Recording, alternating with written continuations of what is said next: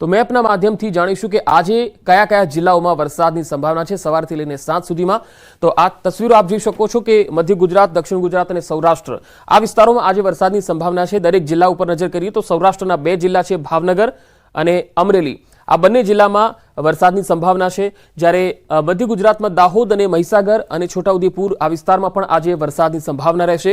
જ્યારે દક્ષિણ ગુજરાતના તમામ 5 જિલ્લા છે એમાં વરસાદની સંભાવના છે, જેમાં સુરત, નવસારી, ડાંગ, વલસાડ, દમણ અને દાદરા નગર હવેલી આ તમામ વિસ્તારોમાં આજે વરસાદની સંભાવના છે। જો કે દક્ષિણ ગુજરાતના આજે 5 જિલ્લા તમે જોઈ રહ્યા છો એમાં તો સવારે 10 વાગ્યા સુધીમાં જ વરસાદની સંભાવના હવામાન વિભાગે વ્યક્ત કરી છે। હવે આવો સાંભળીએ કે હવામાન વિભાગે આગાહી અંગે શું કહ્યું છે। डे 2 की बात करेंगे, जहाँ पे आइसोलेटेड प्लेसेस पे लाइट रेन और साथ में थंडर स्टॉर्म होंगे। गुजरात रीजन के वो डिस्ट्रिक्ट है दाहोद, महिसागर, छोटा उदयपुर, सूरत, डांग, नवसारी, वलसाड़, तापी, दमन और दादरा नगर हवेली। और डे 3 की बात करेंगे, जहाँ पे आइसोलेटेड प्लेसेस पे लाइट रेन का पूर्वानुमान दिया गया है। वो डिस्ट्रिक्ट है छोटा उदयपुर, डांग, नवसारी, वलसाड़, तापी, दमन और दादरा नगर हवेली। और डे 4, डे 5 और डे 6 की बात करेंगे, जहाँ पे आइसोलेटेड प्लेसेस पे लाइट रेन होने का पूर्वानुमान दिया गया है। वो डिस्ट्रिक्ट है नवसारी, वलसाड़, तापी, दमन और दादरा नगर हवेली। और डे 7 के लिए सूरत, डांग, नवसारी, वलसाड़, तापी, दमन और दादरा नगर हवेली में लाइट रेन होने का पूर्वानुमान दिया गया है। और उसके बाद से जो एक्टिविटी है वो वीक हो गई है। तो अभी तक आने वाले 7 दिनों में लाइट रेन ही कुछ जो डिस्ट्रिक्ट बताए गए थे उन डिस्ट्रिक्ट पे होंगे। हजू एक अठवाडिया बाद वरसाद जमावट करशे। गुजरात में ચોમાસાનું આગમન તો થયું, પરંતુ હજુ પણ ગરમીનો અનુભવ થઈ રહ્યો છે, જેનું કારણ છે મોન્સૂન બ્રેક। દક્ષિણ ગુજરાતમાં પણ ચોમાસાનું આગમન થઈ ગયું, પરંતુ હવે તે ધીમું પડી ગયું છે। દક્ષિણ ગુજરાતના રસ્તે રાજ્યમાં પ્રવેશ બાદ ચોમાસું નબળું પડ્યું છે, જેના કારણે લોકોને ફરીથી ગરમીનો સામનો કરવો પડી રહ્યો છે। એમાં પણ છૂટો છવાયો વરસાદ આવતા બફારાનું પ્રમાણ વધ્યું છે। રાજ્યમાં હજુ પણ સાર્વત્રિક વરસાદ માટે રાહ જોવી પડશે। સાથે જ વાવણી લાયક વરસાદ પણ હજી નથી પડ્યો। હવામાન વિભાગના કહેવા પ્રમાણે આગામી 7 દિવસ બાદ ધોધમાર વરસાદ પડશે। એક અઠવાડિયા પછી વરસાદ જમાવટ કરશે। બીજી તરફ હવામાન વિભાગે રાજ્યમાં 7 દિવસ સામાન્ય વરસાદની આગાહી કરી છે। થંડર સ્ટ્રોમ સાથે વરસાદની આગાહી કરી છે। અમદાવાદ, દાહોદ, છોટાઉદેપુર, સુરત, ડાંગ, નવસારી, વલસાડમાં વરસાદ પડી શકે છે। દ્વારકામાં સીબીઆઈનું ઓપરેશન, 3 લાંચિયા સરકારી બાબુઓ પકડાયા છે। ઈપીએફઓ એન્ફોર્સમેન્ટ અધિકારી અને કન્સલ્ટન્ટ પકડાયા છે। રૂપિયા 1.10 લાખની લાંચ લેતા પકડાયા છે। આ લાંચિયાઓને પકડવા સીબીઆઈએ છટકું ગોઠવ્યું હતું। હાલમાં 3 શહેરના વિવિધ સ્થળોએ સર્ચ ચાલી રહ્યું છે। દ્વારકા, જામનગર અને રાજકોટમાં સર્ચ ચાલી રહ્યું છે। આરોપીઓના સ્થળ પર ચકાસણી થઈ રહી છે, તપાસ થઈ રહી છે। સીબીઆઈએ ઓપરેશન કરીને રૂપિયા 1.10 લાખની લાંચ લેતા એક એન્ફોર્સમેન્ટ ઓફિસર, ઈપીએફઓ અને જામનગરના એક કન્સલ્ટન્ટને પકડી પાડ્યા છે। સીબીઆઈએ આરોપીઓ સામે ફરિયાદ નોંધી છે। આરોપ હતો કે આરોપીઓએ મીઠાપુર ખાતેની ખાનગી કંપનીને અકુશળ મજૂરીના સપ્લાયમાં રોકાયેલા ફરિયાદીની પેઢીને લગતા પેન્ડિંગ ઈપીએફ સંબંધિત મુદ્દાઓ માટે લાંચની રકમની માંગણી કરી હતી। હાલમાં દ્વારકા, જામનગર અને રાજકોટના વિવિધ સ્થળોએ આરોપીઓના સ્થળો પર સર્ચ ચાલી રહ્યું છે। વધુ માહિતી સાથે સંવાદદાતા દ્વારકાથી મુકુંદ મુકરિયા જોડાયા છે। મુકુંદ, સીબીઆઈનું જે સર્ચ ચાલી રહ્યું છે તેને લઈને કોઈ વિગત સામે આવી શકે છે? કોઈ ફોડ પાડવામાં આવ્યો છે ખરો? જી પંકજ, વાત કરીએ તો ગઈકાલે સાંજે મીઠાપુરની એક ખાનગી કંપનીના પેન્ડિંગ કામ સંબંધે રૂપિયાની લાંચની માંગ કરવામાં આવી હતી, જેમાં જામનગરના ઈપીએફઓના ઓફિસર CN નથવાણી સહિતના 3 વ્યક્તિઓ રૂપિયા 1,10,000ની લાંચ લેતા કબજામાં આવ્યા હતા। સીબીઆઈ સાંજે ગોઠવેલા છટકામાં જે અધિકારીઓ નથવાણી અને દેવભૂમિ દ્વારકાના કન્સલ્ટન્ટ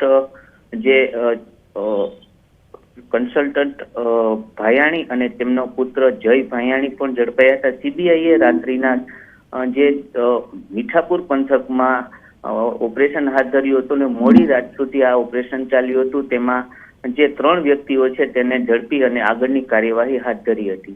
જી મુકુંદ, આભાર માહિતી આપવા માટે।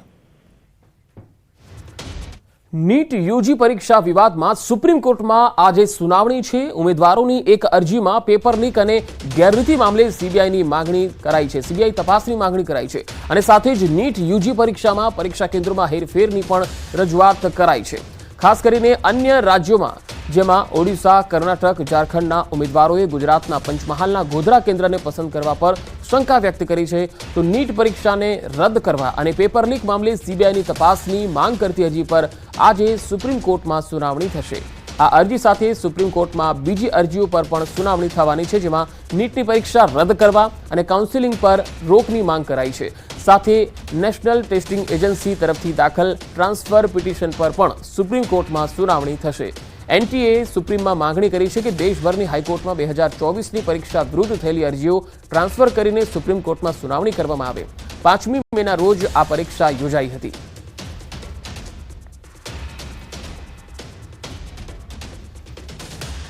પંચમહાલના ગોધરામાં નીટ પરીક્ષામાં ચોરી કરાવવાના ષડયંત્રનો મામલો પોલીસે એનટીએ પાસે માંગી મહત્વપૂર્ણ વિગતો. મુખ્ય આરોપી તુષાર ભટ્ટની રેગ્યુલર જામીન અરજી રદ કરાઈ છે. તમામ 5 આરોપીઓ જ્યુડિશિયલ કસ્ટડીમાં ધકેલાયા છે. પોલીસે વિદ્યાર્થીઓ અને વાલીઓના નિવેદન પણ લીધા છે.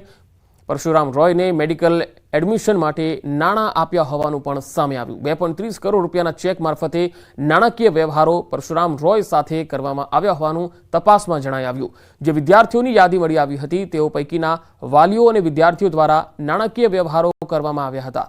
પોલીસ દ્વારા આરોપીઓના મોબાઈલ, અન્ય ઇલેક્ટ્રોનિક ડિવાઇસ કબજે લઈ એફએસએલમાં મોકલવામાં આવ્યા.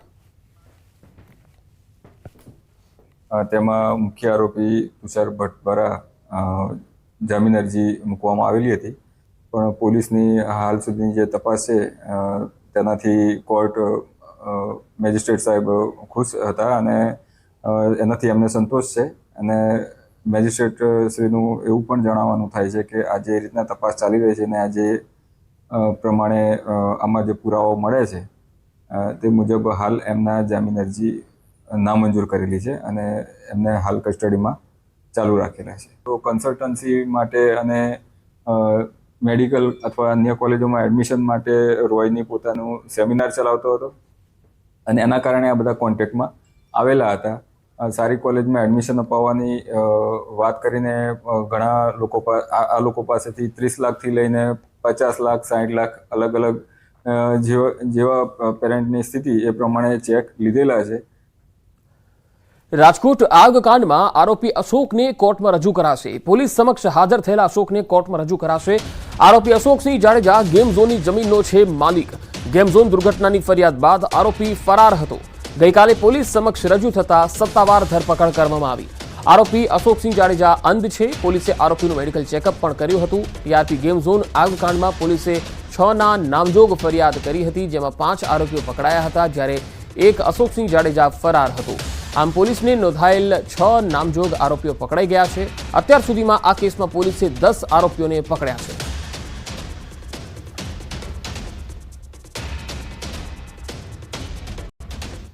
રાજકોટ અગ્નિકાંડ બાદ રાજ્યમાં ઠેર ઠેર ફાયર સેફટીને લઈ કડક કાર્યવાહી કરવામાં આવી રહી છે. ત્યારે મોરબી ફાયર વિભાગે શહેરના વિવિધ વિસ્તારોમાં ફાયર એનઓસી તેમજ બીયુ પરમિશનને લઈને ચેકિંગ કર્યું હતું, જેમાં અત્યાર સુધીમાં 290 કરતાં વધુ મિલકતોને નોટિસ ફટકારવામાં આવી.